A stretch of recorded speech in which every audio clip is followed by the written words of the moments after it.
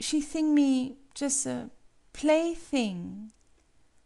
She generously tried to smile at the maid, who was weeping. She touched her hair caressingly as she knelt. "Don't weep for me, little maiden, account I disappoint, a little disappoint. Don't weep for me. That little while ago you asked me to res', peace, sleep," she said after a while, wearily. "Well, go 'way an' I will res'. Now I wish to res', sleep. Long, long sleep. An' I pray you, loog, when you see me again, whether I be not again beautiful, again as a bride." The maid did not go. Once more she understood her mistress. "But I thing you loave me," the girl sobbed. "Therefore go, that I suffer no more. Go, that I res', peace, sleep. Long, beautiful sleep. Go, I beg." She gently took her hands and led her out. "Farewell, little maiden," she said softly, closing the shoji. "Don't weep."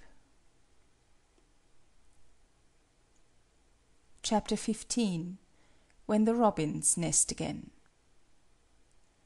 She sat quite still and waited till night fell. Then she lighted the andon, and drew her toilet glass toward her. She had a sword in her lap as she sat down. It was the one thing of her father's which her relatives had permitted her to keep. It would have been very beautiful to a Japanese, to whom the sword is a soul. A golden dragon writhed upon the superb scabbard. He had eyes of rubies, and held in his mouth a sphere of crystal, which meant many mystical things to a Japanese. The guard was a coiled serpent of exquisite workmanship. The blade was tempered into vague shapes of beasts at the edge. It was signed Ikesada. To her father it had been honor. On the blade was this inscription: "To die with honor, when one can no longer live with honor." It was in obscure ideographs, but it was also written on her father's kaimyo at the shrine, and she knew it well. To die with honor. She drew the blade affectionately across her palm. Then she made herself pretty with vermilion and powder and perfumes, and she prayed, humbly endeavoring at the last to make her peace.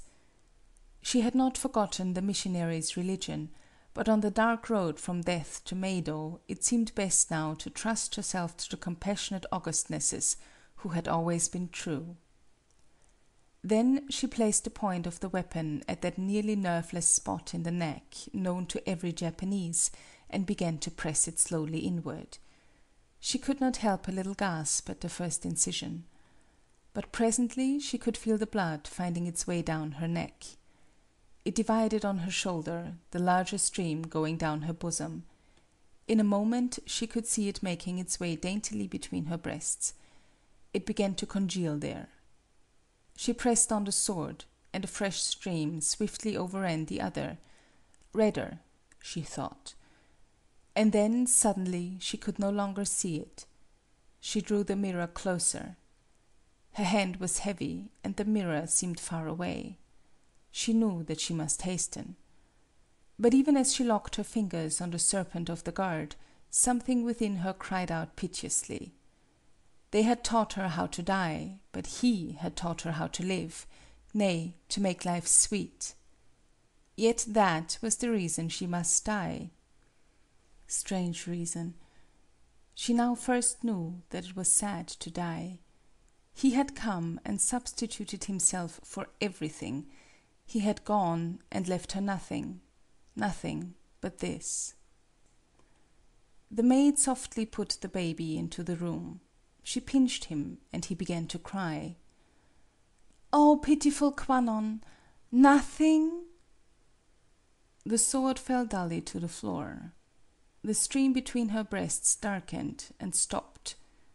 Her head drooped slowly forward. Her arms penitently outstretched themselves toward the shrine. She wept. "Oh, pitiful Kwannon!" she prayed.